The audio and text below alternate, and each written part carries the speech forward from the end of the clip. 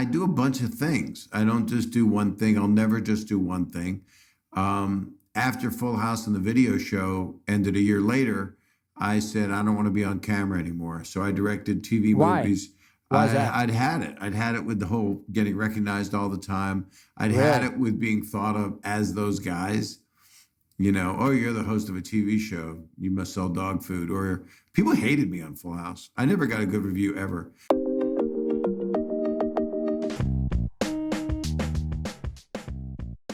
So congrats on being the first comedian to launch a podcast here with your new show, by the way. That's big. That's a breakthrough.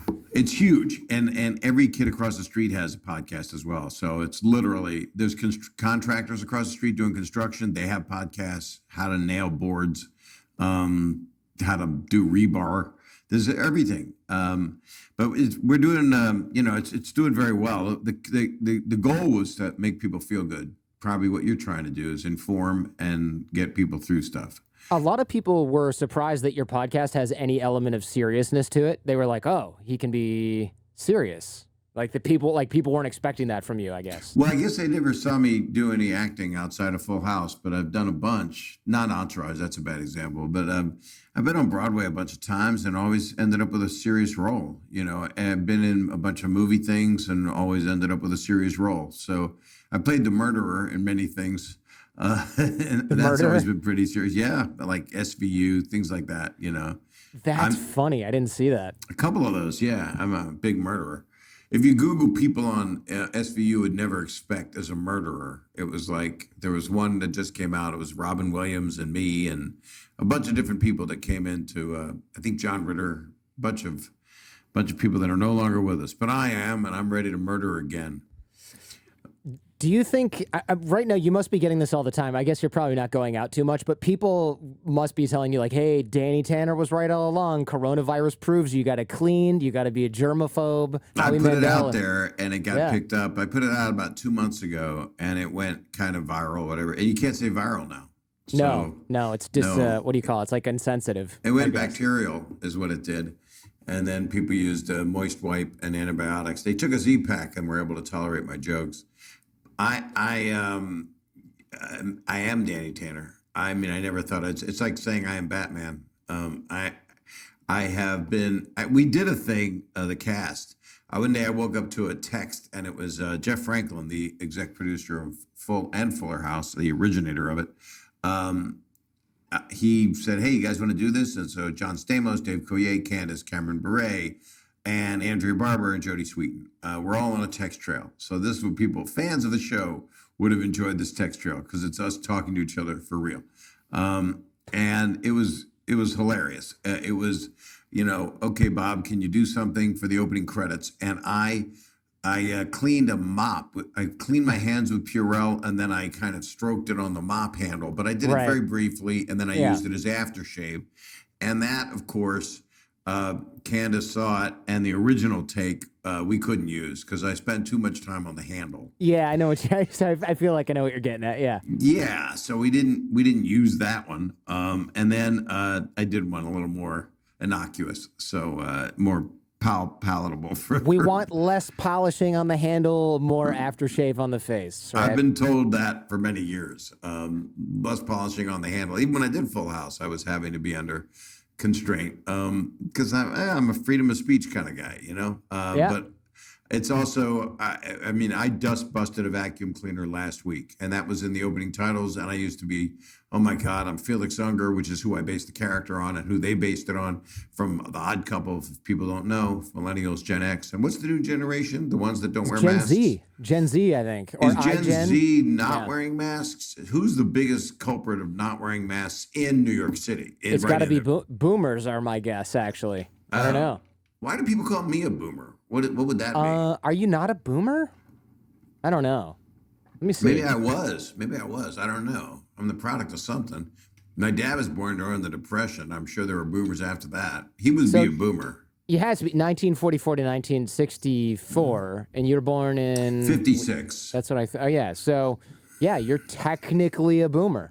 Wow, that's so hot. Yeah. I'm really excited about that. Yeah. My parents had nothing else to do. They had 3 kids. They actually had more, but Well, let's not talk about that. That was Yeah, sad. yeah. Sorry Sad about that. stuff. There's sad stuff in the world. It's Can you imagine? I mean, imagine now, like our infant mortality rate has gone way down. Well, this is there's no way for me to turn this into something that's not negative. I've already committed, I think. But and not negative is positive because it's a double negative. So you're okay. True. I mean, we think about this crisis that we're in now, and it's awful because so many people are losing their jobs, and there's a lot of unnecessary death and sort of like health issues and things like that. But I feel like we're up to the challenge as a society. But when you look at past epidemics or like the Great Depression, that was the first time for that, and nobody knew what the hell was going on. Now, in theory, we at least know sort of how to handle it, even if we might be doing a crap job. What's unfortunate is we're so evolved, and yet we don't have a car that works without gasoline, probably because it's not something that certain companies want and didn't put trillions into let's make real electric cars here so we save the climate, but also the whole world. I mean, who can afford an electric car unless you make one available for free? No, none of it's possible. Mm-hmm. So you look at the world and go, well, why couldn't they have the cure for this right away? Why? I don't understand it. Aren't we? This is 2020. Can't you just take something that came from something terrible and put it on a slide and then go eureka? But that's not how it works, and I know that because I'm involved with the foundation. My sister died from scleroderma, which is hardening of the skin, which actually affects the lungs, not unlike COVID-19. Ultimately, you die of pulmonary hypertension. But what's weird, and I don't talk about this a lot, especially in my podcast, I don't do it. Hold on one second. I got to make sure, you're not going to believe this. Mm-hmm. I have to make sure no one's here to stop us from recording this. Okay, sure. Good. My wife's letting them in. Okay. Watch this. You're just going to have to let me do this. We're not stopped. Hi, if you could just drop it inside the gate, I'll open it for you. Oh, she did it. Okay, good. That's good. I have a great wife. She does things that I would need. Sorry I had to do that. You can do whatever you want. You can edit it. You can put, pictures of like, back in the day, was it American Pie, whatever movie it was, Fast Times at Ridgemont High, where they would just draw wieners on the side of things. That's... You can do that to my face if you want while I'm doing that. Yeah, no need. No need. No need. I've already accomplished it. Yeah, no. Wait, make you into a dick face? Why would I do that? I mean, how hard can that be? What's the make? Point? Yeah. My shoulders are balls. But I guess what I'm getting at is, test trials are required. And so they are doing. We have the top minds in science working around the world. It's just like we all got caught with our pants down and not ready.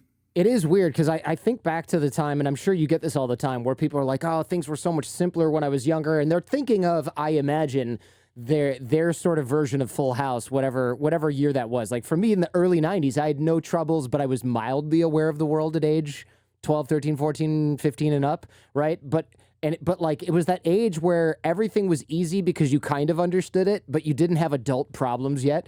And I think for millennials and Gen Z, which is after that, I guess, this is like our first real adult test, like the Iraq War, whatever, all the Afghanistan, that was further away. September 11th was rough on everybody, but it was still kind of just like a thing that affected other people, even though it affected the whole country. This is probably the first test of our generation that's real, right? Where it's like, this is a real problem. It's the Black Plague. I mean, it is clearly something we never anticipated, and it might incarnate. I thought it was germ warfare at first. Really? You had like a conspiracy theory going on? I have all kinds of those things going because it's like, oh, come on. Did they know about this? We'll never find out anything. I mean, we don't even know about Kennedy's assassination. We don't know anything. How many rumors have you heard of what it is? Well, a ton. 10? Especially, do you live in Hollywood? Because that's like rumor headquarters. That's a rough name. I live in L.A. I live on the west side. So I do not live in Hollywood. Okay. So I'm a little bit less congested. So that makes me a little bit safer. And I'm in the house with my wife. I wish my daughters were here. 2 of them are in New York. That's kind of scary, huh? One's out here, but I can't visit. And that's... But yet, when I lost the internet, I let someone in the house. He had a mask on. I put about 10 on. I had them all over. I couldn't see. I was walking into walls. I was like the mummy of masks. And but I had to let him in, so he's in the house. So you don't have a choice. You spray stuff down, but we tried to do this interview a couple days ago, and we could not because I had literally no internet, which is so incredibly sad. It is. When I told people, go, oh, how was your day or how was your weekend? And I was like, well, it started off with me trying to troubleshoot Bob Saget's internet. And they're like, ha, ha, ha, ha, ha. And I'm like, no. I'm not joking about that. And they're like, they laugh like Beavis and Butthead. You have friends like, why are you troubleshooting Bob Saget's internet? I don't get what the reference is. I'm like, no. Literally, we were troubleshooting his internet to try to do the show. And everyone's like, your world is so bizarre. Like, I thought it was weird being a teacher in the time of coronavirus, and you're troubleshooting Bob Saget's internet. Right. You're famous for being like the most vanilla dad and for also being a filthy comic. And I wonder, but there is a meeting of the two. I mean, there's in certain things I've done.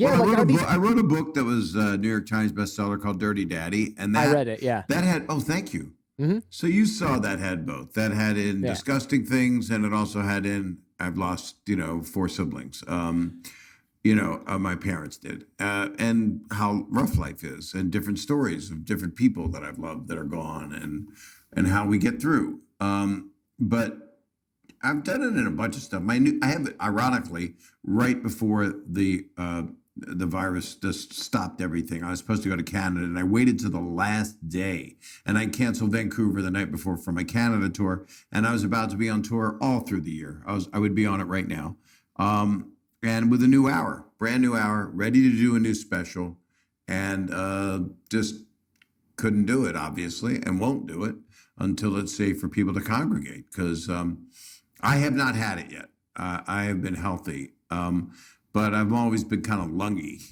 I have. Have you? Well, my man boobs can only support so much air. My lungs are in my breasts, so they hang outward. I actually lost a whole bunch of weight. I guess that's kind of good.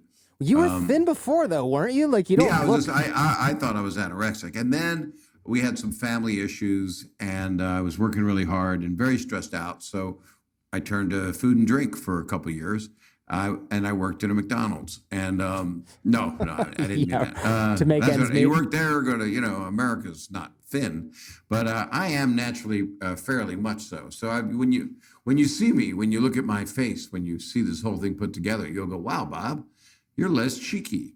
And so that's just from, I'll be doing Pilates after this. I have a Pilates person coming over. And I just realized I might not have her because they're coming back to lay cable. They're going to lay cable in my yard. And it's like, dude, use a bathroom. But they are the company called Spectrum that robbed me of my cable. And I don't want to trash them, but it's fun to hear John Oliver always, when he's on HBO, he's always biting AT&T, the hand that feeds him. But this is the only company I can get up here. I can't get fiber optics. I can't get anything. And I got to have souped up internet. And still now we had a difficulty with this connection. Isn't that weird? Yeah, it's, classic internet. I usually send people to studios. I wonder, you said in the book, those two people, the Danny Tanner and like the filthy comic meet. So those two people are still kind of alive. And I don't think I'm right? a filthy comic. I think I'm a funny comic. No, why don't you, everybody has to watch about 100 other comedians. And not everybody's Jerry Seinfeld and not everybody's Jim Gaffigan. But a lot of the people that you go, Bob's really dirty, you watch Eddie Murphy and you watch Chris Rock, my favorite comedians, and I just do a bunch of dick jokes. I'm not that's true. Graphic. I use F-bombs more as an exclamatory than a verb. I just did one special in 2007 called That Ain't Right, where I said that word like a rim shot. And it was part nerves and it was part being in front of an all 19-year-old audience at NYU at the Scoreball Theater. And my new hour is kind of more stories and kind of, you're talking about how Full House was a simpler, gentler time. Yeah. It was a 2-dimensional family sitcom made for 14-year-old girls. That doesn't mean that people weren't going through hardships at the time, but it was something that people could turn to with their family still. And they do watch it together as a family. In fact, the newer Fuller House episodes, the last ones on Netflix, are coming out June 2nd. So that will be make a lot of people happy. There's 9 episodes that enjoy that. But I like doing family stuff, and I like doing my new hour is like it's ready to go. It's like, oh, that's Bob. But to be honest with you, my podcast, which is called Bob Saget's Here For You, was designed to help people just through this crappy time of everybody hating each other, of everybody fighting. I was watching the news for the past 3 years. We all know that, everything changed politically and religiously and all of these conflicts in our planet.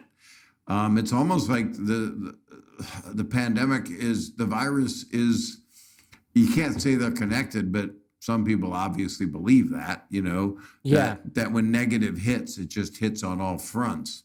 All I know is the pandemic's real. Some people will never feel the effects of it because they're lucky and it didn't hit their community, and other people are dying.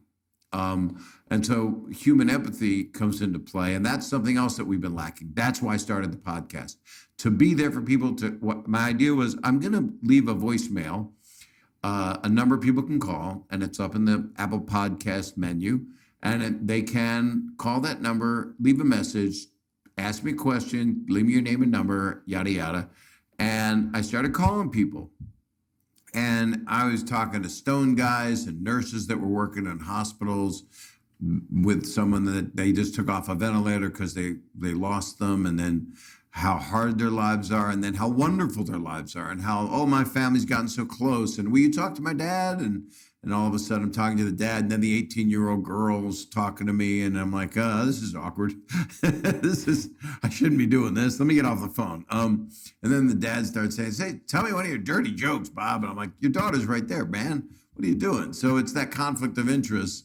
But I also have a lot of guests, which are really wonderful. My first guest, of course, was John Stamos, because that's a prerequisite. Of course. It's in the Greek Bible. And then I've had wonderful, wonderful guests, and more to come. Tiffany Haddish, Howie Mandel is out right now. And he's great. Tiffany, he's wonderful. And I say he was the prophet of this. I mean, he was fist bumping, but you don't fist bump now. You don't do anything. No, you can't. No, now you can't even do that. Which, let's admit it, Howie Mandel's probably really relieved that we don't have to do that. Well, he is, but his came from, and on my podcast, which was 90 minutes long, not unlike yours. I was interested. It was, wow, Jordan wants 90 minutes. That means he wants a real conversation. Yes. In fact, and that's what I want. That's what I like. Go ahead. Yeah. And speaking of Bob not talking the whole time. No, it's all good. I appreciate it. I do wonder though, you started stand-up at age 17, according to the book, which we'll link in the show notes, Dirty Daddy. According to the book, you started at 17. But when did you know that you were funny? Like, were you a class clown the whole time? Or was last year. Yeah. No, the truth of it is, and I've thought about it a lot, I did a movie with Richard Pryor, and I'd been friends with him, acquaintances from the Comedy Store. And then when I did the movie called Critical Condition, I got closer with him. And I asked him that one day. I said, oh fuck! No, I coughed. There we go. I coughed. I thought they cut your internet. I was like, no, I coughed. I did that purposely. I didn't want to scare you, but now we're talking about it, so what the hell? And I said to Richard, when did you find out you were funny? Where'd you go? What are you doing? Oh, me? No, I just wanted to blow my nose, but I didn't want to do it on the camera. So you're doing the same thing I'm doing. All these private things. Yeah, I was like, that makes it real. I'm on the toilet. I can tell by the audio. I actually recording in his bathroom. You ever recorded anything on the toilet without telling anybody? No, but occasionally I'll do the show with no pants on, or we all are. If I really have to go to the bathroom, there's the occasional maybe I've got like a giant empty bottle of bottled water, and I'll be like, I'm not gonna. General Dempsey's on a roll. I'm not gonna step out now. So I'll just sort of do a little stretch, and then nobody ever knows. I never heard General Dempsey. I salute you. That's wonderful. That's a statue they would take down. That's pre-war days.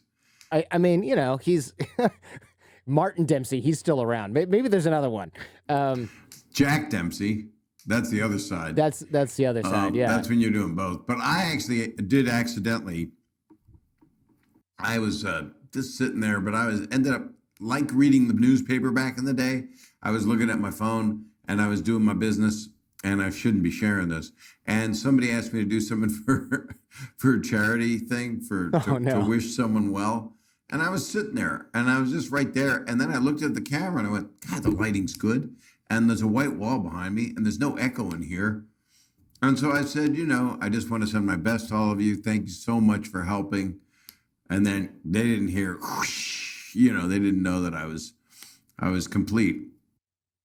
And Oh then, my God. but they'll never know. They'll never know. It was a proctology convention, so it was okay. Yeah, they're But used I to it. never answered your question because you said something that I wanted to talk about.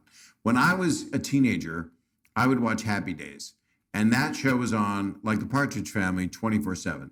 Now, Full House has done that. It's never been off the air. It's been in syndication since it started, which is 1987 or 89. I get confused. 87, video show 89. I don't know. I gauge my life by the premiere dates. And Happy Days was a time when the 50s, weren't they great? Didn't people love it? And nobody thinks about the Cold War and the Red Scare and all the people that lost their lives and their jobs because of this McCarthy asshole that ruined people's lives, and all the people, Roy Cohn, all these people that were just not good people, Roy Cohn, yeah, was he doing stuff back then too? Is that He's his part time? of that. He's part of that whole thing. He was a young buck, I believe. If not, I'm just putting history together. And then Star Wars happened in real life. At the same time, we were visiting other planets. But back to reality. I would watch Happy Days. In the early 60s, I was in school and we had to do drills for bomb drops. And we had to get under our desks and duck and cover.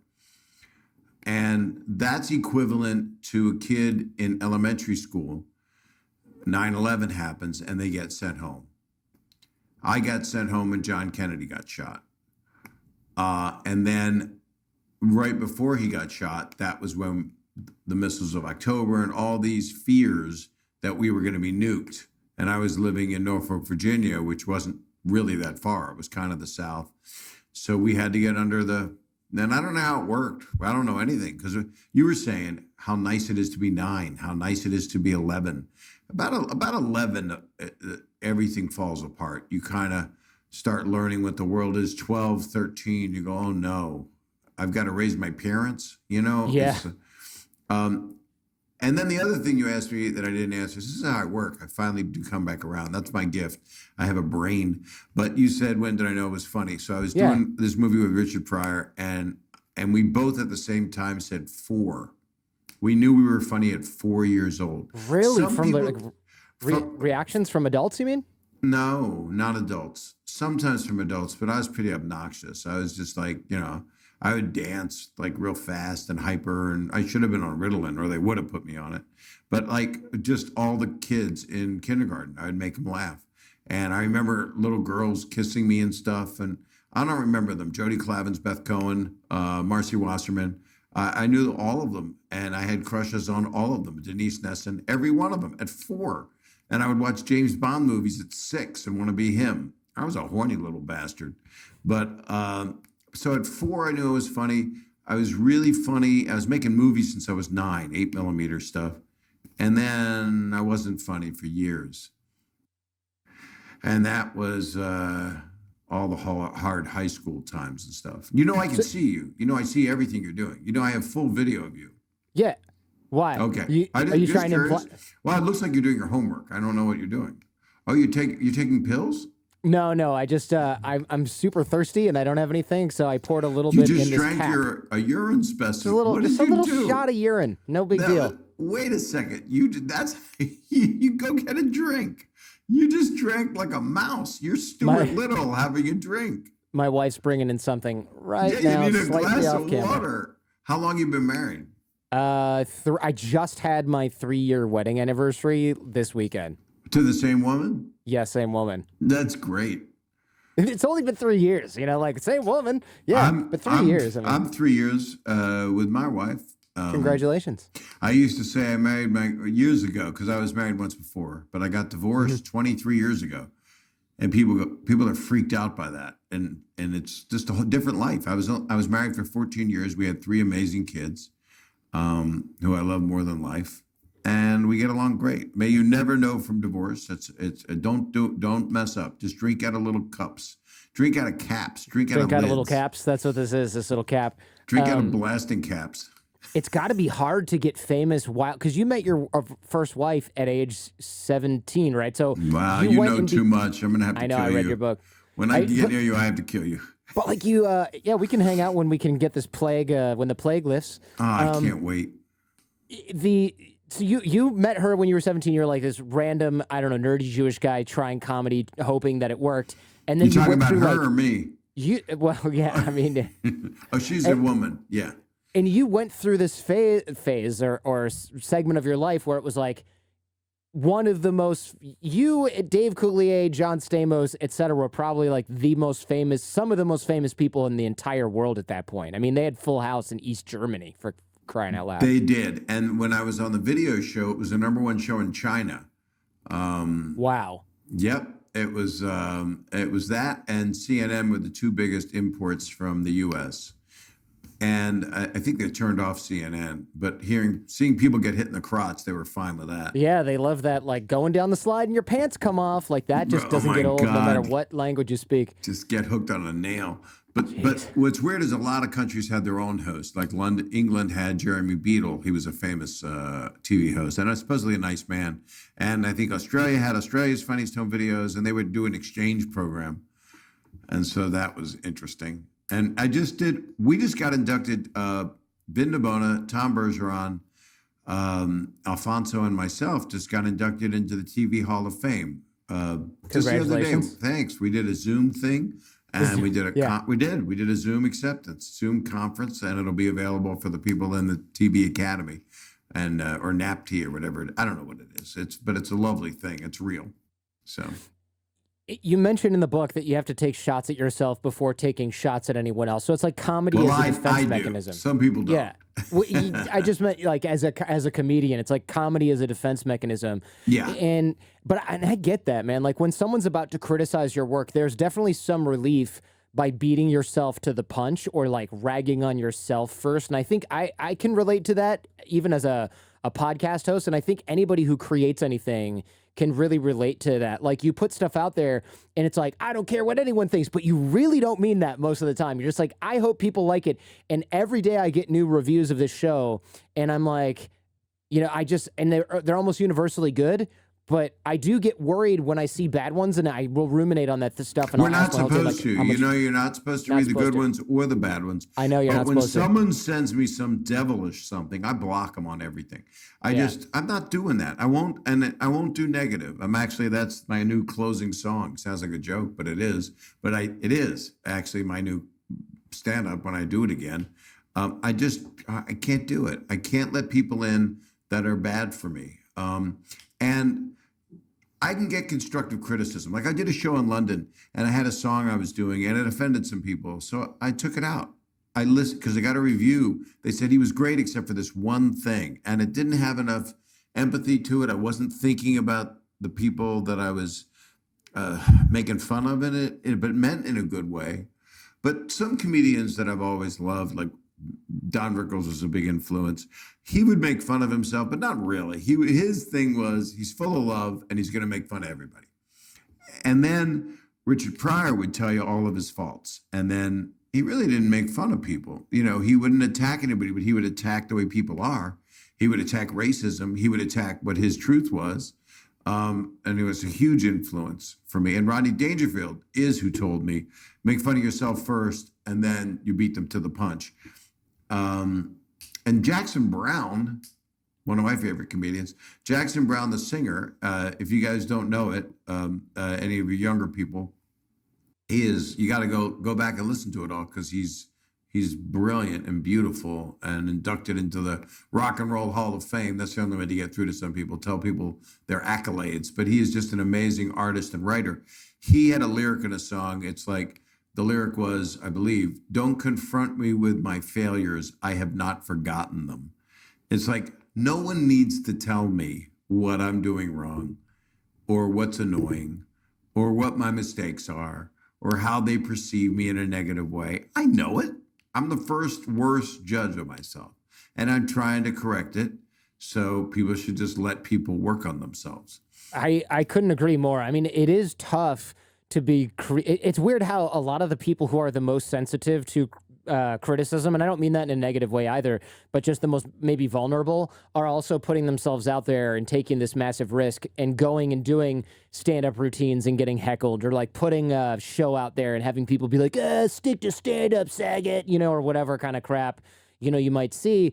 I would imagine it takes almost the majority of your career before you can be like, I'm just blocking that out because I've never gotten any value from it. That's been my whole career. And I agreed with a lot of it. And that's why I've changed so many times. That's why I've morphed into different things. That's why even my new, where I was headed and where I will be with my work is a little more storytelling, I guess. I can't really analyze it. It's just more of this. And that's why the podcast is so valuable to me, because I love this medium. I've been doing it forever. I mean, I started before Full House. I was on CBS as a broadcaster doing the CBS Morning News against the Today Show and Good Morning America as the sidekick on the CBS morning program. And I got fired after 5 months. So we know I'm good at broadcasting. 5 months. That's a short run, but then you got picked up and did Full House for. Yeah, and I thought I was done working. Have you ever thought like when something works, like you're doing something now that works. This show works. Have you ever thought it's never going to happen again for me? I'm just done. Oh, I mean, yeah, of course. Yeah, I used to be a lawyer. I technically still am. I got laid off because the economy went down, and I was like, Jesus, I barely got that job. What am I going to do? I don't even want to do it. And then I started the show, and then I had a falling out with my business partners and had to start the show over again by myself / with the support of all the people in my network and my family and things, of course, but had to start over again and build it again. So yeah, I know what that's like. I know that feeling that says you're never going to get there, you're never going to get back on top. So maybe you shouldn't try, and then you try anyway. And if you're lucky, you get some success. Yeah, well, you I know have exactly to try because because you're young. And there's no time limit on it. I mean, I keep telling people Rodney Dangerfield, and they know because a lot of people saw Caddyshack or Back to School or Easy Money. He was 58 when he got Caddyshack. So this is a career of doing stand-up forever, doing the Tonight Show, starting on Ed Sullivan, working his ass off, and, being put down for so many years. So it's a big deal that people put a lot of energy and emphasis into it has to happen when you're young, especially now, because I think people are going, well, the world's not going to be around long anyway, and people aren't going to be around long anyway. And that you can't have that attitude. That's a lot of people have thought that. You see like YouTube folks and influencers and stuff like that and they look young, and you go, well, crap, I'm 30. I can't do that. These kids are 15. Look at what they're doing. But that comparison game is not going to work. I mean, you sort of discuss that a little bit in the book as well. I mean, you talk about like working with child actors on Full House, those people were super talented. Right. And you were an adult. There must have been a part of you that's like, man, look at me. I'm the old guy, quote unquote, on the set. I'm the 30-year-old. Yeah. I'm the 30-year-old, and 9-year-olds are telling me my lines. Right. Yeah. Like, hey, get it together. Like. But I do believe I have talent. I just don't have a photographic memory. And if I know, like when I'm acting in something, especially if you do something like a really good play and you're on Broadway and it's like a big deal, and may it come back. Oh my God, we feel so off from that time when we all get to come back to this stuff.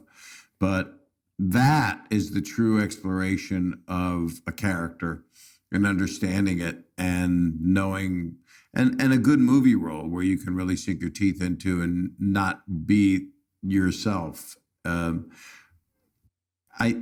think people don't think that they're a lot of people just want to be famous and rich. And yes, money makes life easier for people, but fame is bullshit. I mean, it helps you if it sells you doing more of what you want. But to let it go to your head, the moment you're cocky is the moment you've lost me as an audience. And a lot of people are attracted to it. If I'd have known that secret as a teenager, I would have had a lot of girlfriends or just been quite the stud, because the key was not to care and not to be scared. And it just doesn't matter. And anything that's happened good for me just happened by itself. I didn't even push for it. Like the podcast just happened. I had 5 offers from 5 big companies. I wanted to go with all of them. A couple of my friends own a couple of them. I went with Studio 71, and I'm really thrilled. I'm making 3 a week right now. I'm going Monday, Wednesday, Friday. How often do you do yours? I do Tuesday, Thursday, Friday. Yeah. So You're doing the same deal. You're living it. Yeah. It's a lot of work, obviously. You know, like I got to read 10, 12 hours of stuff to prep for a show and get a good interview out of it. But I like it. I like it. But It doesn't feel like work. don't you just do what I do? You Google and then print out the old IMDb and Wikipedia and just hold that and just look at it? No. I read the whole book. I watched a ton of your comedy. I rewatched old montages. Before this, I was watching a video, which I'll link in the show notes, of you and like, is it Jimmy Kennedy or Jamie Kennedy? Yeah, Jamie Kennedy, and it was like rolling with Saget. I was watching that stuff. I mean, I got some deep cuts. That was a $500,000 video. Just the video cost $500,000. You can't even get that for an independent film sometimes these days. That's crazy. You can't do any of it right now, obviously. But that was for the MTV show called Blowing Up with Jamie Kennedy and Stu Stone, and the whole basis of the show was they were going to make a music video with me. Talk about something stupid. Talking about lofty goals. But I love them, and that song played well. You know, it did fine. It was taken from another very famous rap song. We'll fade out with it at the end, and we'll link it in the show notes, and then I'll get sued for fading out with it, but it'll be worth it. No, you won't. You won't.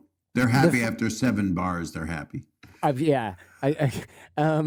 Your first material was really dark. It came from a dark place, I guess, because you moved a lot as a kid. You were moving around, and you mentioned that you use like your first 10 minutes of comedy on TV talk shows for years afterwards, and you said comedians' first 10 minutes usually stay with them for years or longer. Why is that? What's going on with like the 10 minutes? Well, from my experience, it's kind of like all of the life you lived up till then culminated into a certain resin of who you are.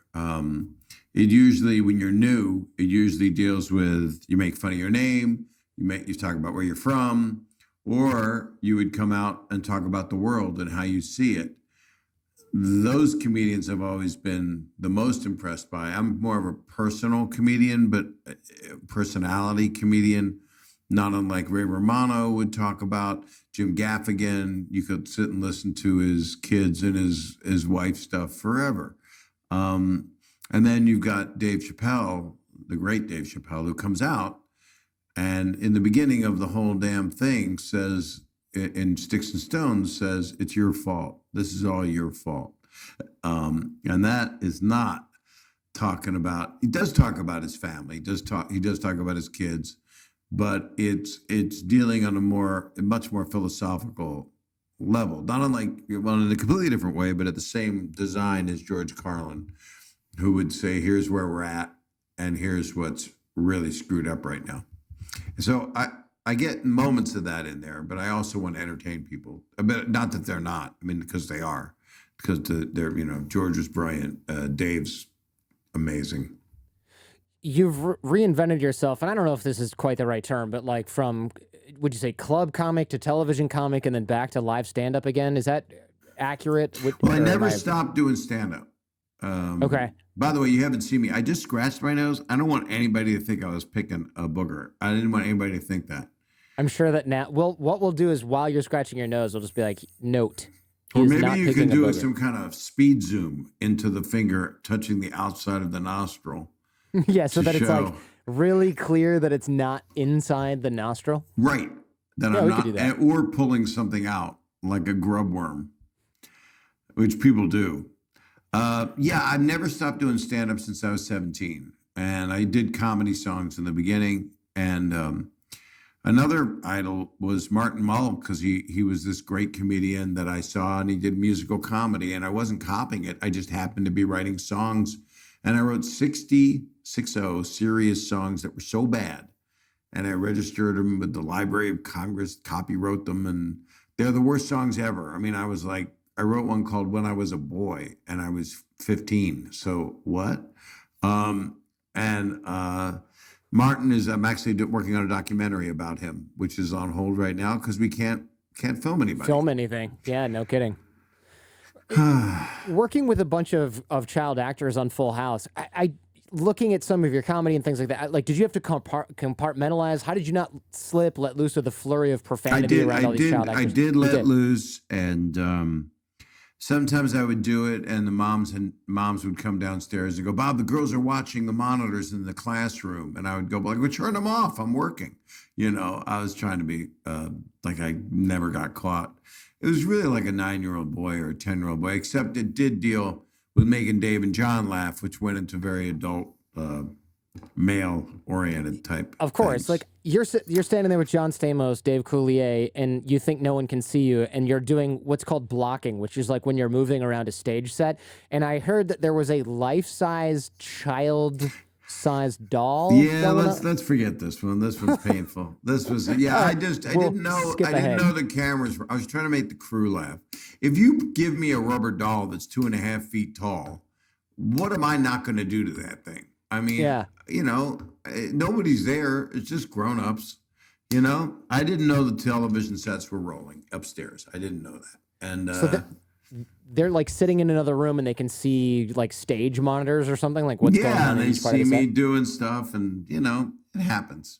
Yeah, I mean, look, it's not easy to be on camera all the time, 8 hours or 10 hours a day or however long. Well, it wasn't even that long. It was all about rehearsal. So that was just rehearsal, and it felt like a joke to be talking to a test dummy, and having to do my lines so they could set the shots to a 3 foot tall, literally a test dummy. They were made of rubber. I guess they would use them for CPR or for me to work with. I don't think you give me that. I don't think that's something I should have. Keep the dummy away from. Couldn't you? I mean, I worked with Dave Coulier, so you couldn't totally keep. Nah, I love Dave. It's Mr. Woodchuck I hate. Oh God, that I still hear that in my nightmares. And I know it's a scary part of the vernacular. Yeah. What skill sets do you think translated back and forth from TV and stand-up? Like obviously humor, but are there things that you worked on with stand-up that translated to Full House and things you took from Full House that translate even now to you doing live comedy? Well, I'm so known for Full House. It's like you can walk around saying, I don't want to talk about it. And then I spent a couple of specials where there was always some 5 to 7 minute Full House bit, whether it be the 8x10 that John Stamos didn't know about the hole cut in the mouth, or the donkey that was on the set that did his business.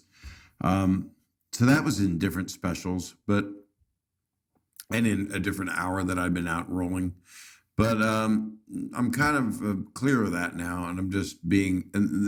One of the things that I heard from people that were well known when I was starting, one of the big advice things, I got it from several well-known people, was that once people know who you are, it's the luckiest thing in the world, because then you already have the audience.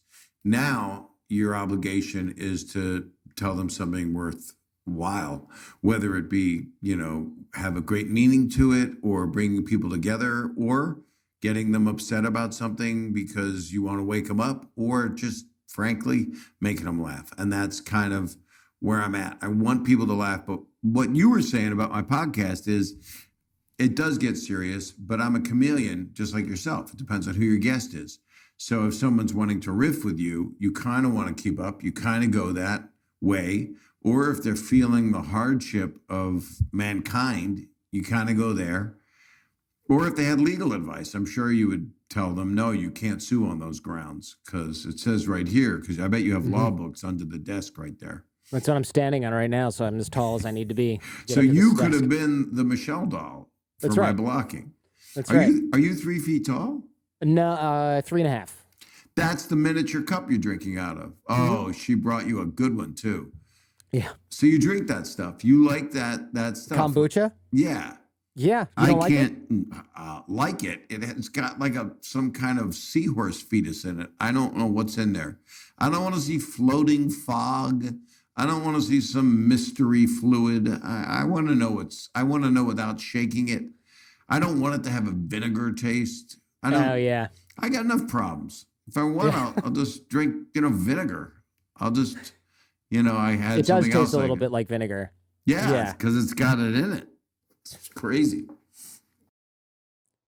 Hey, if you like what you're hearing and seeing, check out the Jordan Harbinger Show podcast feed. There's a lot more just like this. You can find the Jordan Harbinger Show in Apple Podcasts, Spotify, or wherever you get your podcasts. Now, back to the show. Comics and writers have this unique skill, or seemingly have this unique skill, of both having an experience and then commenting on that experience at the same time.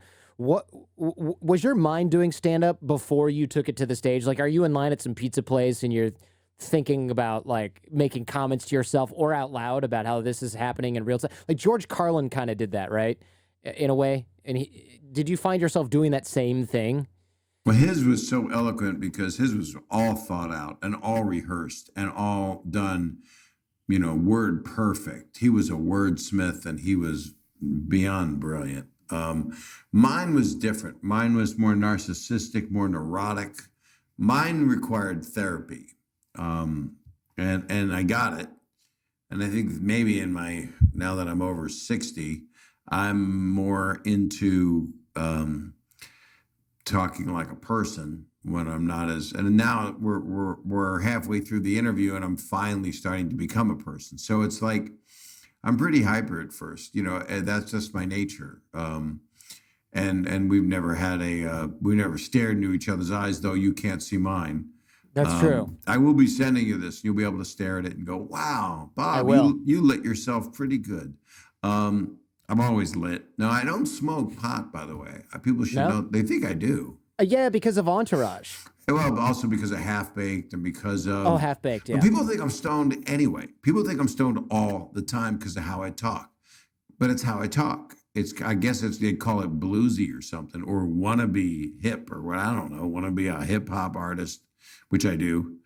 But so they think you're stoned, and it's like, joke's on you, I'm drunk. Yeah, right. No, I'm trying not to do nothing. It's really difficult, and I've got a cork in my butt. I got all kinds of stuff to protect myself. What about you? Are you a smoker? I will eat edible cannabis. But then you're a prisoner. Occasion. You're a prisoner. What do you mean? You can't get up. If you like, I haven't eaten, and I eat edible chocolate, which I did one time, chocolate cake. I'll eat the whole damn thing. And guess what? Oh, that's a bad, I that's a can't bad get look. up. And then I come up with ideas that are just insane. Let's go in my pajamas to my favorite restaurant. It's like, I didn't even have pajamas on. I had a robe on. I mean, so that you are more that sounds like Entourage. That sounds like your cameo. Yeah, I did Entourage. have that character. I did everything I've done, except last play I did, I was Hand to God. I played a Lutheran minister, right? I just summoned up the best of myself to try to get rid of evil. But I was the most serious person in the show. But it was, I don't know. With Entourage, I would not shave for a few days, walk around the house in a black robe, smoking a cigar.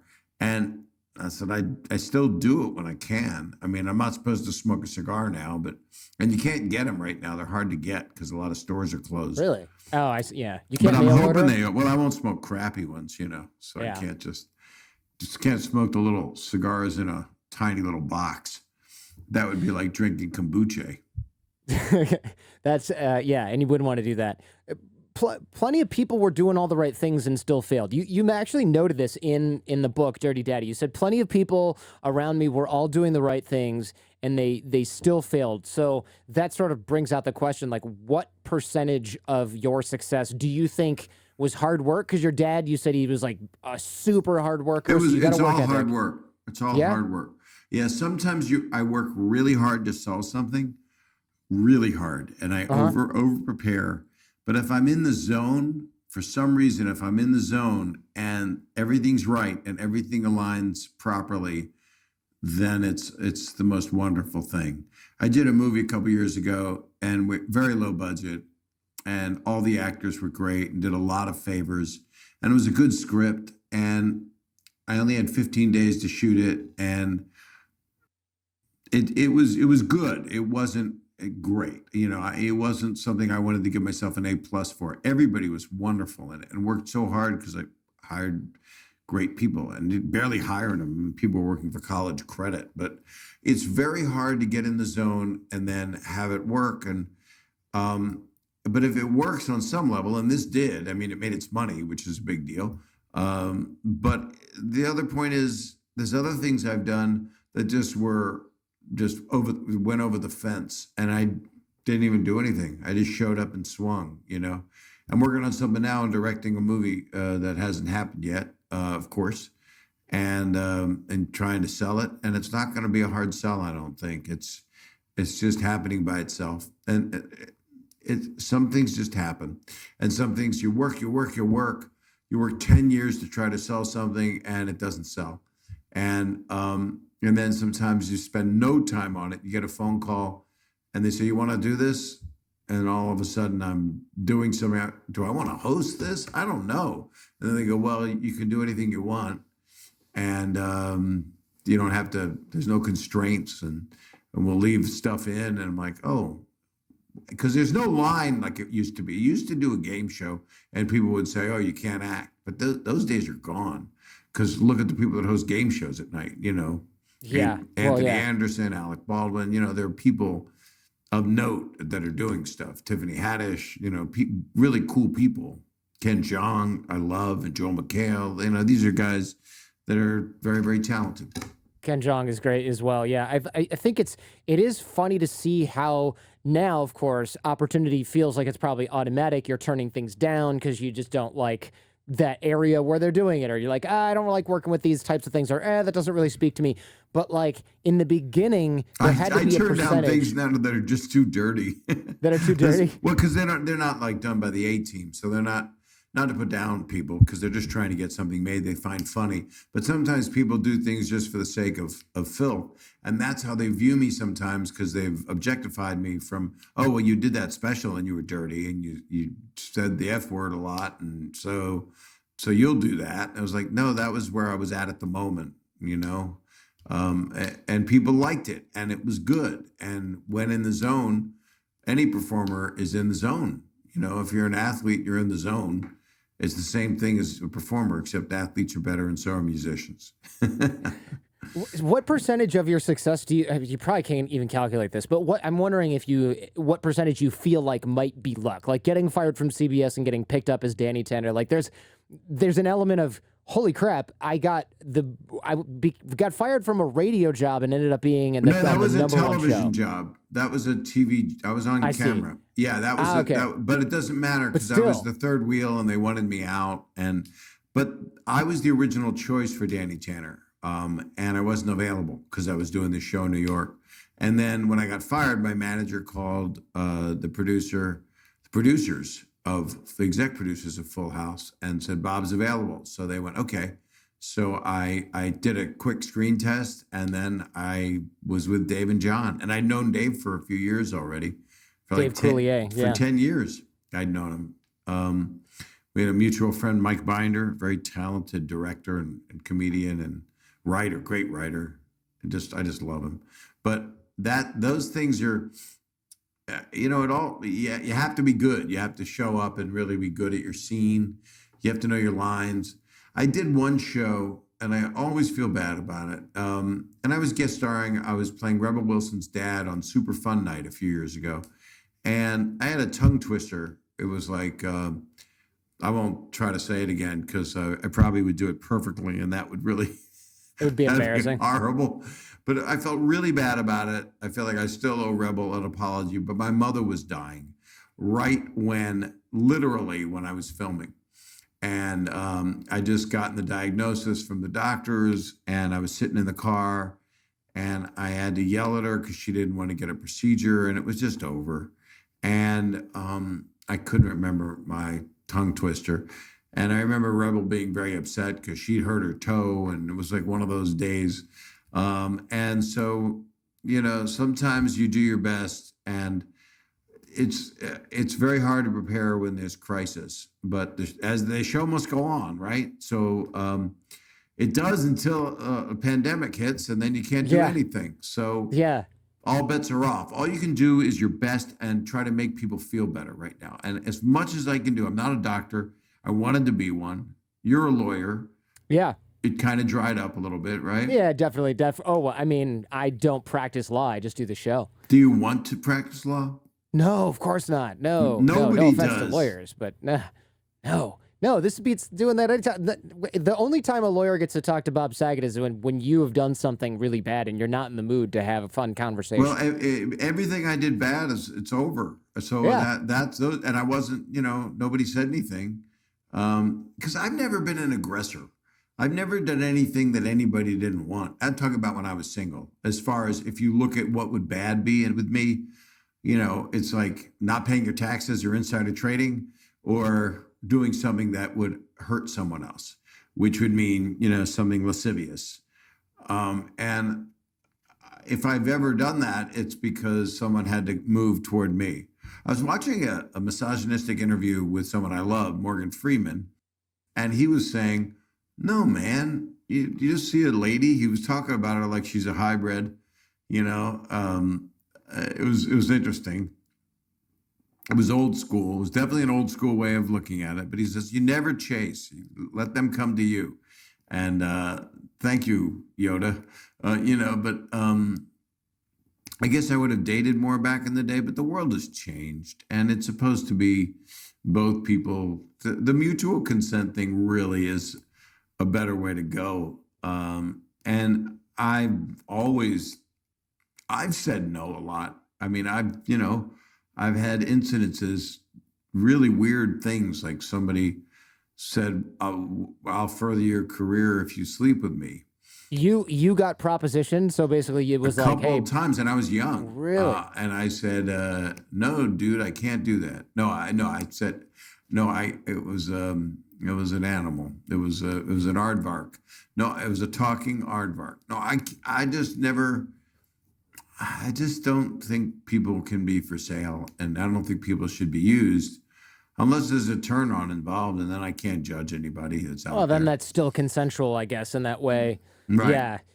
Now, you never did divorce law, right? No, I did financial law. I never had anything. You did so litigation, like long litigation? Oh, no. I did like financial transactions. So I never saw the inside. I mean, not never saw the inside, but rarely saw the inside of a courtroom. That's for sure. Well, maybe you will. We'll see what happens. Have you ever do anything dishonest? Nah, generally not. No. I mean, I don't know if my wife would totally agree with that, but mostly no. Do you have mostly kids? On the up and up? I do. I have one kid. He's 9 months old. He's teething right now. It's a huge pain. You'll do something dishonest one day to help your kid. Oh, yeah. I believe that. Yeah, you'll pay off the principal. You'll give teachers gifts. Is that a thing that you find? Like, did you do that? Just like heroin and things, just little nickel, dime bags. Dime bags? Yeah, for the English department. But no, I have not found that. You don't bribe school people. Well, that's hitting close to home. I won't ask you about this because you're probably sick of saying no comment, but like some of the Full House stars have like run into problems with that recently. Well, a lot of people have run into problems. Yeah, not just Aunt Becky, of course, but yeah, and I've talked about it ad nauseum. So yeah, we don't have to go there. Thanks. I'm good on that. Thanks. It's not really my work. This is more like learn from Bob Saget. Anyway. It's not. I know. I researched you. I did for you what I do for all the guests on my podcast. I Googled. I appreciate that. I Googled, found out a couple things. Still didn't remember you were a lawyer. I knew you were married. I didn't know you had a kid. That's pretty. Yeah, so it must have been an old thing. Got to add it to my Wikipedia. Yeah. Somebody just added finally that I'm married. They were having my ex-wife from 23 years ago as my spouse for a while. Jeez. Yeah, they're weird about edits, man. Yeah, what's up with that? It's just they're trying to get it accurate, and they'd rather not put anything than have something inaccurate, which is actually better, but it's a snail's pace. And then Who if someone's does it? fighting, is it just anybody? Nerds, and bless them because it is a good authority. I mean, do they work for anybody? Do they work for Wikipedia? No. Anybody can sign on Wikipedia and enter or take away things that are truth. Yes, but you have to have a source that's credible. So, like, if you have an article in there and it's a legit article, it's like researched by a real reporter, and it's not just an interview with you, then it's credible as long as it has journalistic oversight. But if it's just like a blog and they're like, yeah, we saw John Stamos making out with Bob Saget, they must both be gay. They can't put that in there. That's not Wait accurate. a minute. They won't do that. That makes us gay? No, it's a hypothetical example. It's a hypothetical example. No, I mean, we made out, but is that gay? Yeah. No. Just sort of depends on the intent behind it. They can't really get in your mind. Well, like the that. intent was we were in love with each other. I don't know. I don't want to gatekeep what's. I mean, how do you stop your orientation? How do you stop Danny and Jesse for what's destiny? I don't think you should, frankly. You know what would stop the two of them is have Joey walk into the room. That's a buzzkill. That I can. Well, yeah, those Hawaiian shirts and the mullet. I think he should regrow the mullet. I saw him recently. He's got a little thing going on. Oh, he's got a little mohawk going. Tiny little mohawk. Now that we're in quarantine, I think everybody's growing out their John Stamos hair. Well, I didn't. I decided to get a little trim. And I'm not talking old school. I'm talking new. I was doing it the best I can, and then I got the neighbor kid to do it, wearing a scuba gear. Scuba gear. When you're younger, when you're trying to make it, or even if you're older and you're trying to make it, when your friends are getting big breaks around you, and you're still doing stand up every night, or you feel like you're stuck in a routine, but like your friend gets a show, your other friend gets a show, that was my life, and still is sometimes. I go like, wow, there's been a couple of movies I've been up for, and I went for like the biggest director, and then a friend of mine got it, and I was like, now I'm wise enough to know, oh, good, he's better for it. Right. Because I've directed stuff and I understand it all. It's like, oh, he's much better for it. And I didn't want to do that nude scene. Good for him. Yeah, you did. But how do you stop from getting discouraged? I would show what's left of my butt. I have hardly any butt. How do you stop from getting discouraged is a good question. Yeah, or letting it get to your head, or letting it mean something like, oh, I'm never going to make it because I didn't get the part in this, Chris Rock movie. Like it could mean something instead of just being, oh, he's better for the part. It could be like, I knew it. No one thinks I'm funny. I'm washed up. Yeah, but you can't think like that. That's called work on yourself, and it doesn't matter what anyone else thinks of you. It just doesn't. So you just learn that through experience, though? Yeah. Or does it like... I had a joke about it. One of my first jokes is my mom said, when you grow up, not everybody's going to like you. And I said, I need names. I want names. And I have them. I know who doesn't like me. They either tell me online or well-known people go, no, I don't like him. And then your agent calls you back and said, they don't like you. Wow. Who doesn't like you? I got books. I have giant books of them. I have phone books. Do you have like a nemesis in Hollywood that's like, oh, him and Bob Saget don't get along? All my nemesis are dead. That's a good record to have. It just happened. It just was an accident. Yeah, as it were. Well, you find out no matter how rich and successful you are, we're all going to the same place. We just want, everybody has a different idea what that is, except for some people who know they're right. But I just think be kind to as many people as you can while you're here and when you're gone. If you think when you're gone, you go on.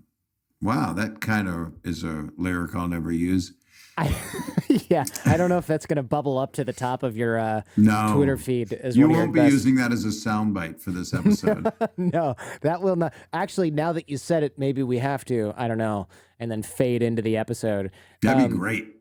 It's not bad. It's not bad as it stands. You said you always felt 10 years behind schedule. I think I still do. I still feel.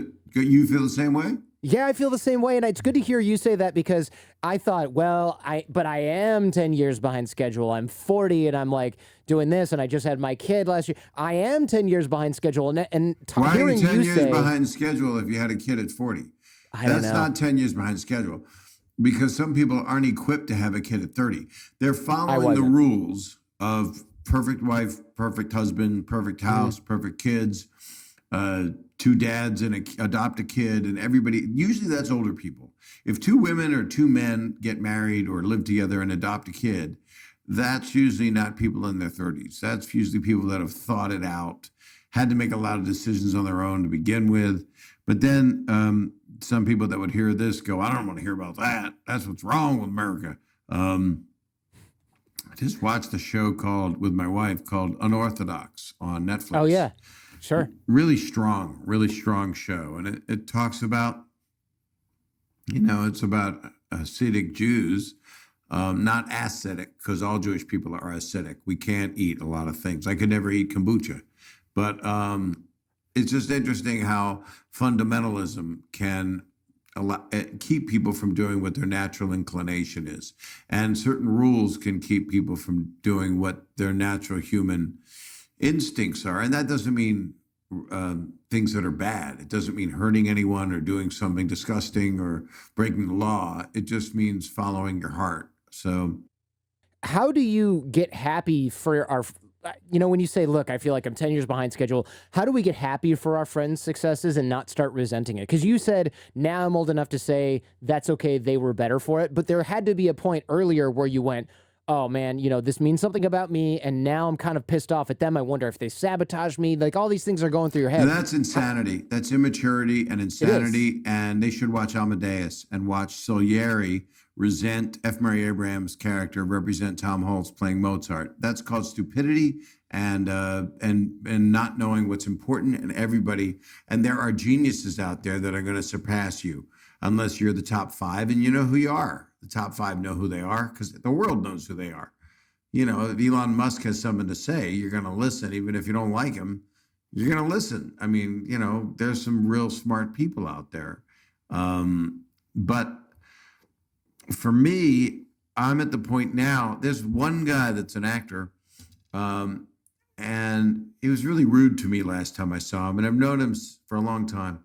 And he was very rude to me, but I was kind of rude because I was trying to talk to him.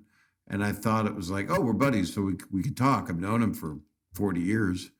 Well, not quite, but 30, 35. We'll be right back. He was rude, so I was like, well, I'm not so thrilled to watch his work now. And then I watched something that he's done, and it's one of the best things I've ever seen. So I went, good for him. You know what? It had nothing to do with me.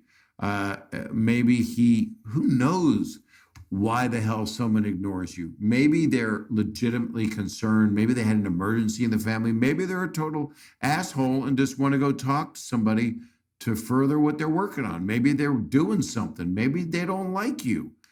Maybe learn not to interrupt, maybe just shut up and just take care of your business. Because I'm so happy to see great work. And I'm so happy.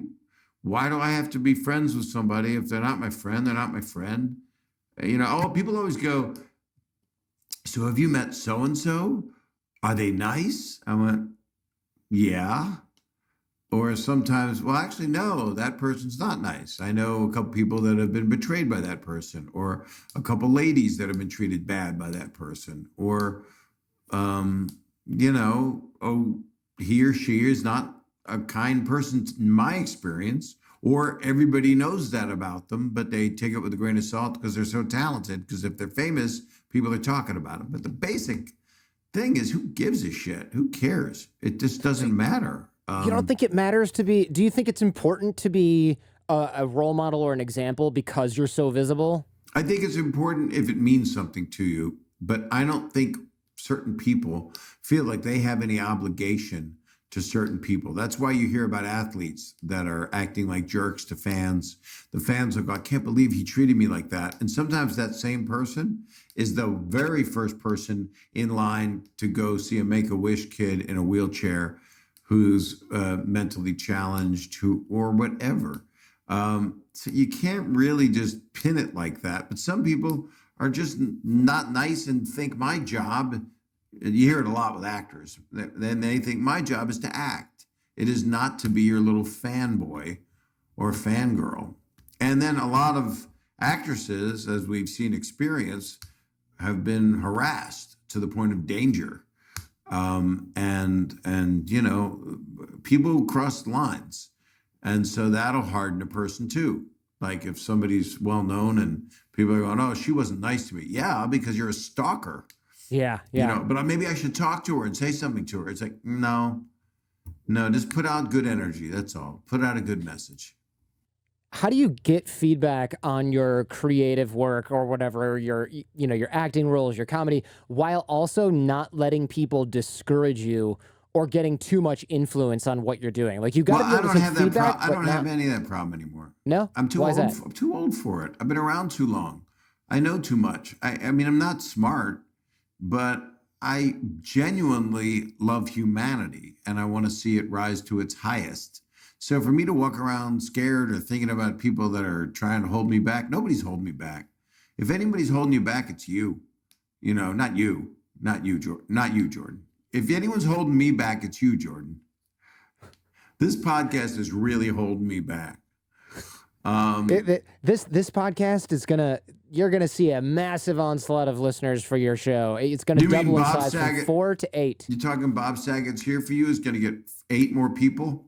At least 8 more people are gonna start listening as a result of the show, provided we don't blow it in the last quarter here, or the last 10 minutes here, or whatever. No, that's impossible. No, we got more than that. We're at an hour and 12, and 2 of those minutes have to be cut. That's true. Yeah, there is that. A lot of people go, oh, you're going to interview Bob Saget. That's going to be so interesting. It's exciting. What is he doing now? And I said, well, he's working on this and this and this. And some people go, oh, why does he still work? Because he definitely doesn't need to, right? And that's an interesting question, because I think for a creator, it would be weird not to do any work. I have to work till I'm dead. I can't. Yeah. I can't. I don't understand what it's like not to work. I'm not a lazy nothing. And yeah. I mean, if it was like sitting back and watching my kids all day, they don't have kids. I was born to do this, and I'm just getting to do what I want to do now. I'm just getting to be able to pick up the phone and say to somebody, I'd like to do this. And they go, okay, let's see if we can make this happen. So there's a bunch of things I'm setting up to produce that we don't know if we can because of what's going on in the world, more important things than our stupid show business. And I want to do this television show, but I can't until they're ready.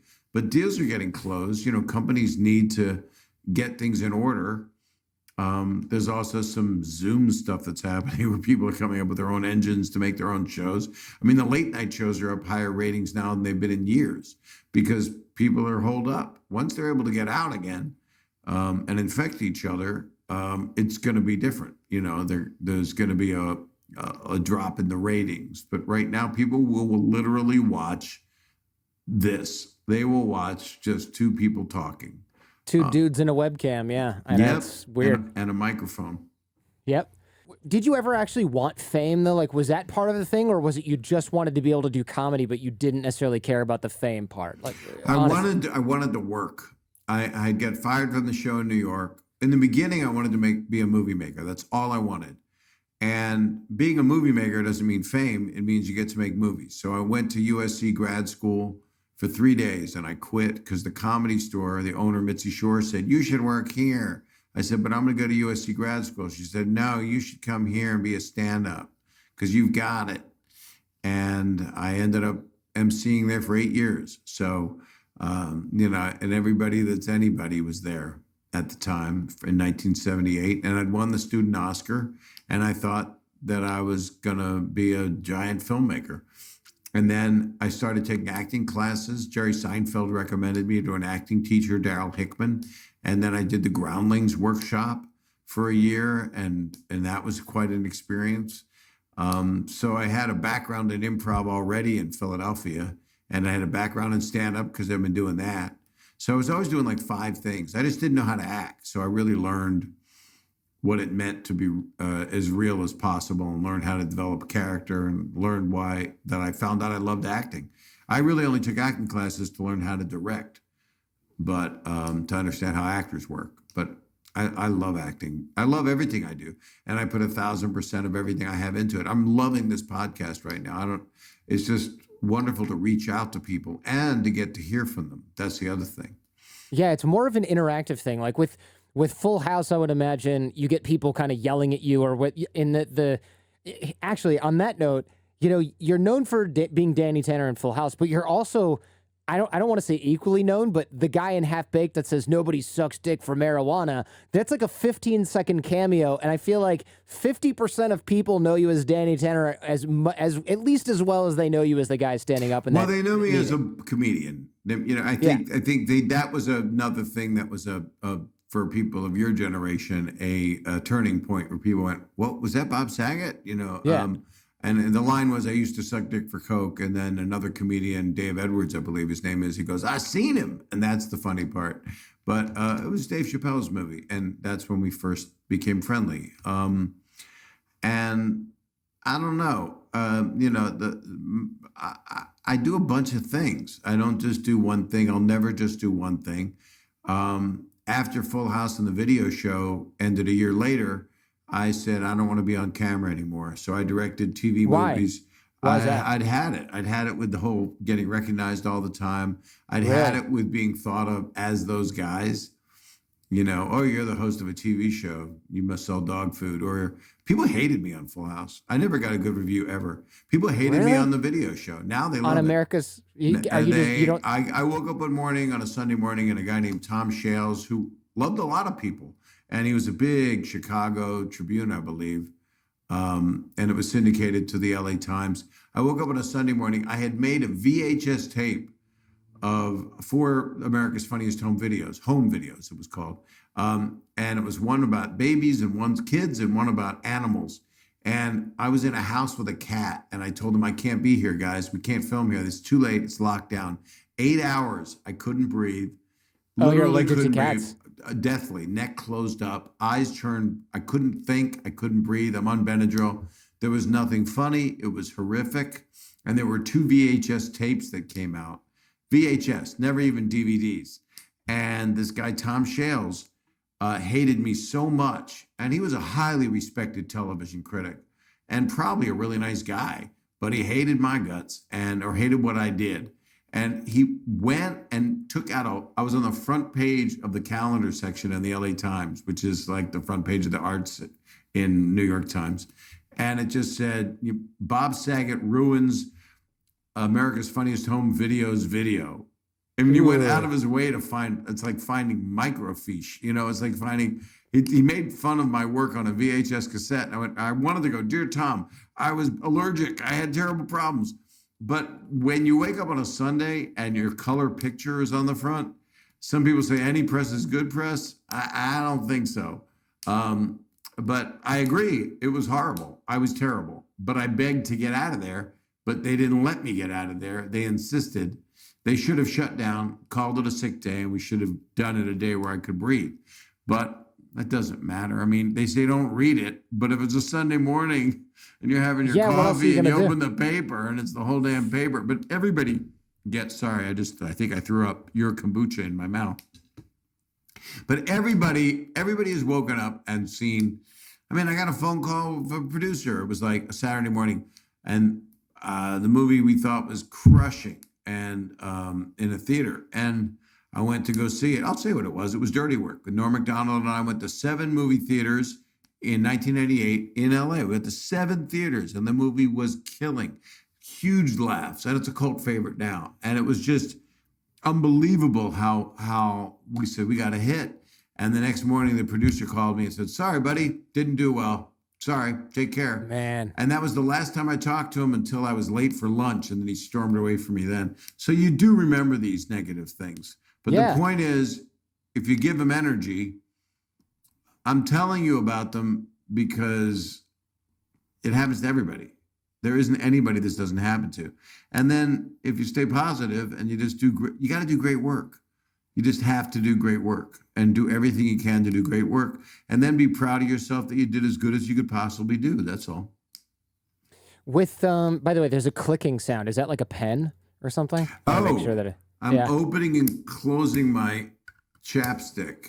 Okay. You'll see it. I just made it have sex with itself. Okay. Oh my God. Has it been going on a long time? It's been going on, but hopefully my editor can sort of fix it. Otherwise, we're going to have to leave in that. No, you're going to have a click. No, I had a nervous click with my chapstick. It's all good. If we were on video, I would have spotted it earlier, but we have to edit this together Well, later. You're the one that chose this crappy system. You know what I've got? I've got a Google map of where you're located. That's what I've got right now.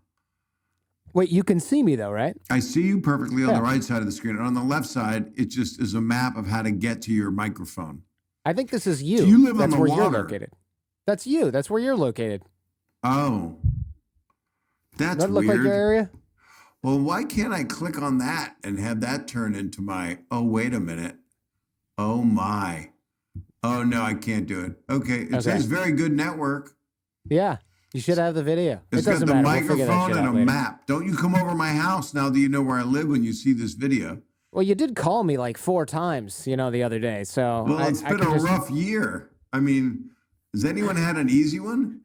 No, I don't think so. I look, going back to what you were saying, I think it's interesting that you wanted to work, and now it almost sounds like, and you didn't say this exactly, but you got more than what you wanted, right? You became almost too famous. Like you walk into a place. I got famous for being one thing, and people love to pigeonhole you. And I even said in stand-up once, pigeonholing is a terrible thing to do because it's horrible for the pigeon.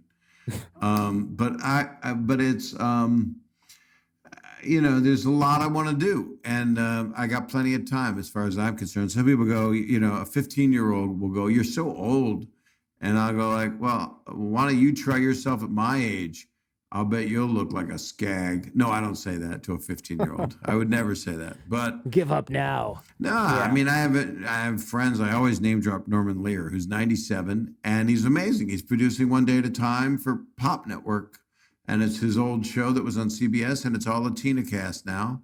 And it's an amazing thing that he made it happen. He had to sign a 3-year deal. So when he's 100, the deal will have to be redone. Jesus. Good for him. He is. I think he's close to Jesus. Yeah, he is one of the coolest people and most wonderful friends and most brilliant people that could answer all of your questions. Because what he taught me, what he teaches me, is and you hear it a lot by anybody smart, Eckhart Tolle, anybody you read of any intelligence. All we have is this moment. It's right this moment. And now it's this moment. And if you go and project what's going to happen if this, or how did that person get that, you're just wasting your brain. You're not even you're using nothing good about your brain. You can try to figure it out with the neurotic mind. You can try to figure out why things didn't work and try to go, how can I correct that so I don't do it again? And here I am, 63, about to be 64. And I'm going, okay, so don't interrupt people, Bob. And there's nothing wrong with that. It's me admitting my stuff and going, I got to stop doing dumb shit, It's got to be kind of tough to look back at a career that's so public, right? Because any mistake you made is magnified in a way that doesn't happen for normal people. And anything you do in public, like you're talking about before, you walk in, all the eyes are on you from everyone. I mean, do you just try to ignore that or what? No, I usually try to be pleasant about it. I usually, for a while I always thought Stamos always made fun of me, like, Bob thinks he's more famous than he is. And I would walk into a restaurant and a few flash bulbs would go off. And then George Clooney would walk in and a billion flash bulbs would go off. And then Stamos goes, "Now will you calm down a little bit? Nobody really cares about you." And I was like, "Oh, you're right. You're right." But I'm totally different now. I'm calm in my skin now. I just changed. I had therapy, but worked on myself a lot. I don't know if it's evident during this thing. If I'm so calm, why the hell was I clicking this chapstick? I'm demonstrating. Yeah, man. It. This is what you were hearing. But you were hearing it in a much slower it's like a hypnotic pattern for the listener. That's how I put your listeners to bed. That's right. I don't know. Go ahead. You can get that way. I bet you're not that dirty a talker, or I bet you don't go into Groucho Marx kind of lascivious comments. Probably not as much on the show because I'm like, first of all, it depends. Half the time there's a scientist on here, and if I say something that's ridiculous, they'll just be like, "Wow, how the hell did I get booked on this show with this idiot?" And what do you learn from scientists? What scientists have you had on lately, and what have we learned? Oh man, I mean, I've had quite a few. There's one coming on pretty soon named Kelly McGonigal. I've had Neil deGrasse Tyson and Bill Nye the Science Guy, of course, but like I have Kelly McGonigal. She's talking about why stress is actually good for you if you actually harness it and use it right. But then I've got a doctor coming on who's talking about how in China they're actually executing people who do this Falun Gong, which is like a religion. They execute them and they sell their organs. And it's not like a conspiracy theory. It's like a real thing. You're talking about their body parts, not their musical instruments. Right. Not the musical instruments, their body parts. Yeah. It's just crazy. So I try to get kind of off topic or offbeat people to discuss things. There's another guy coming on who's talking about, he's going to break down how fake psychics look like they actually are psychic. He's going to break down the tricks they use and sort of expose that for the audience. So I try to get a lot of variety of personalities on here, but science-based information. Have you as had much as possible. A lot of stuff involving the whole pandemic? Yeah, I had the former head of the CDC on the show. I had the guy who works for the World Health Organization chasing influenza around the world and trying to prevent pandemics, and he's like, it was like a month before Corona, and he goes, I'm really worried we're going to get an animal-based virus that we don't have immunity to. And like weeks later, we had coronavirus. It was crazy. Oh, man. Yeah. I don't maybe I'm alone here, but I don't like coronavirus. I don't know how you feel. I just don't like it. I'm not a huge fan so far. No, I'm not a huge fan so far. And we don't know. Go ahead. I like the upside. I was going to say on the upside is it's really easy to book people who would normally have better things to do. Like in an alternate universe where there's no coronavirus, Bob, you are on Full House season number 38 and you don't have time to do the Jordan Harbinger show. No, I don't have time because I'm doing a show that I did 30 years ago. That's right. And the last episode of the new season, which comes out June 2nd, I'm on it a lot. And that's why it's the best one. Ah, yeah. Well, they saved up their budget for that. They did. I get paid per word. Well, I can certainly tell on this show that you get paid per word. That's been my impression since we began. This one, yeah, I'm gonna rake them in. I'm gonna get bitcoins. Do they still exist? Are bitcoins? Bitcoin? Yeah, man. Bitcoin's worth like $8,000 today, depending on when you're listening. Yeah, one Bitcoin. So if you bought that thing for like $12, you're killing it right now. As long as you got a bunch. Wow. When you hear, I'm putting something in the trash. Hold on. Oh, I hurt my arm from working out. Now I got to do Pilates. That's my instructor's name. I don't think we're going to be able to do it because I think we're not going to have the internet. What do you mean? I think they're going to pull the plug. Yeah, we do her remotely. Oh, that makes sense. Well, look, I can let you get to your non-workout in a bit here. Why are we done? I'm looking at the timer. I've got two giant QuickTime files to send you. Yeah, that's true. That's true. We definitely don't have to be. I do wonder, you play kind of a parody of yourself in Entourage. Is that a fair statement? A parody of yourself? Yeah. Doug Ellen wrote that with all my friends that worked on that show. And originally it was supposed to be a guy who was more down on his luck. And my wife got on my house. She took my house and the other house. And then I said, I can't do that. I'm not, that's not even accurate. I'm not playing the, what's the Moose show? What's the one where he's always, somebody told, BoJack Horseman. It's not a moose. I'm not that guy. I've got to be like, I've got more money than anybody. I'm happy about everything. She can have it all. That was how Doug Ellen said, I'm going to make you the ballsiest, I can't curse that much, but he did. Yeah, and so I did a bunch of them. I can't curse. Yeah, you can do whatever you want. Well, it's a little late to tell me. I mean, it's over. Yeah, that's true. What are you going to do tonight? Are you cooking or is your wife cooking? Yeah, my wife's either going to cook or we'll order some sushi. That's. How do you order sushi during this? You'll have it sent in? Oh, yeah, of course. Yeah. Get it delivered. What are you talking about? How do I order sushi? You have it delivered. Right, but it's sushi. So you trust raw fish during this? Well, yeah. I mean, you don't get coronavirus from raw fish. Although I do see your point. Wait a second. What are you talking about? I mean, it's not a fish. No. But we don't have wet markets in downtown LA, right? No, we don't. At least not with like bats and pangolins and other stuff that you haven't heard of. No. Oh, what the hell happened? I don't know if we'll ever know. I mean, I don't know what happened. Do you? No. I think it was probably the wet market. There's a lot of conspiracy theories out there, like, it's engineered in a lab. I don't believe any of that. I think this is pure human negligence and stupidity. And things we shouldn't be eating. Things we shouldn't be eating, and a weird cover-up by the Chinese Communist Party because they don't want to admit that they're wrong because it makes them feel bad about themselves or like makes the country look bad. They lose face, as they call it in Chinese.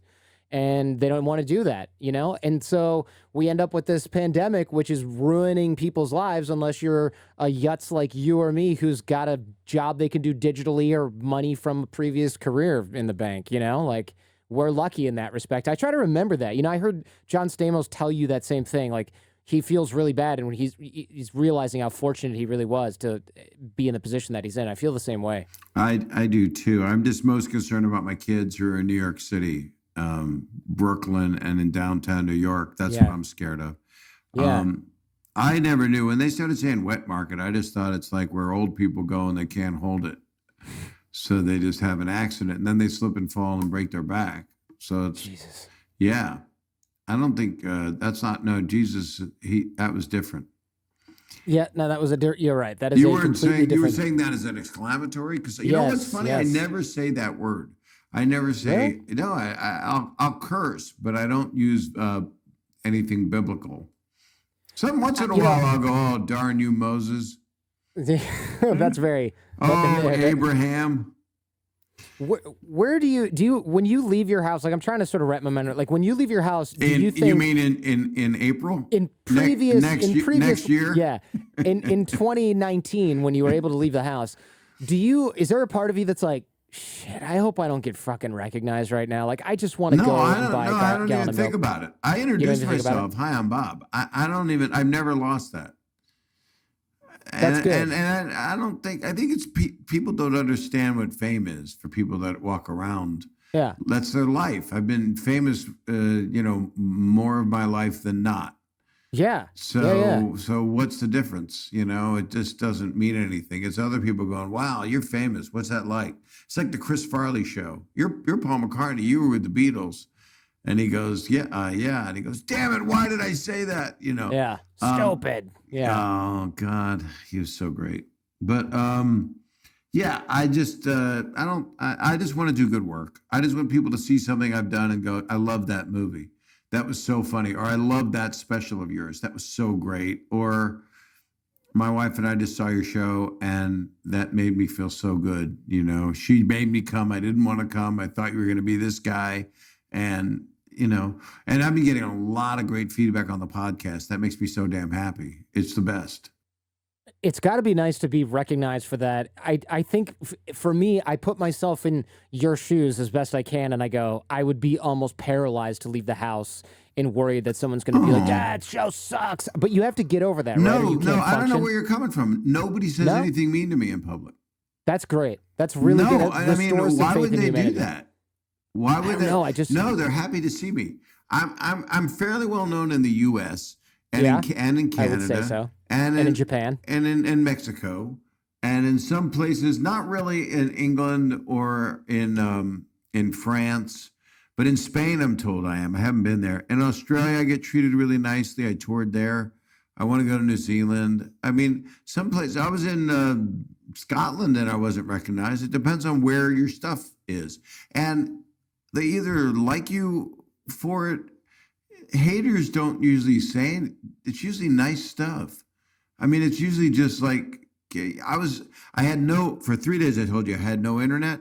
And these young girls were driving by the house. So I was on the street trying to send a business email. I had 1 bar of service, no internet. And young girls drove by in a Volkswagen and were giggling. Hi, Bob. And I went, hi. And I'm sitting there like a homeless guy on the street. I had a V-neck T-shirt all ripped up. I looked literally homeless. I had on sandals and torn shorts. I mean, it looked like I didn't live there. It was really weird. But people treat me like they know me already. I'm really lucky. People have asked, and I can't compare myself, but people used to ask Jack Nicholson, what's it like being so well known? And he would say, it's like being the mayor. But that's the mayor in old school terms. Right now, if you're a mayor, you might get people yelling at you, depending on what city you live in. But it's like if I was this popular in high school, I would have been a happier guy. And it comes from them having laughed at me, or I brought them happiness during some moment in their life. It seems, I guess I just assumed that being famous for a famous person is like Twitter for a normal person, where you look at it and you go, oh, like, these people are terrible. Why did I come on here? I don't want to deal with this. I guess I just figured there were times in your life where it's like, well, there were times, oh my God. Charity. Yeah, but there were times. Yeah, I just want to give to charity. Yeah, well, there was a time, and I bring up this example for a reason. There was a time, like, I can imagine you just wanted to go to a charity event and play like charity softball or charity ice hockey or whatever it is, and people are yelling like, Bob Saget the whole time. And I know that that's happened to you because I did that with my friends in the early 2000s when I was young and stupid, opposed to right now. Yeah, and eventually you turned around and you were like, "Hi," and this totally exasperated fan, just like this. Where God was damn. this? This was in Michigan.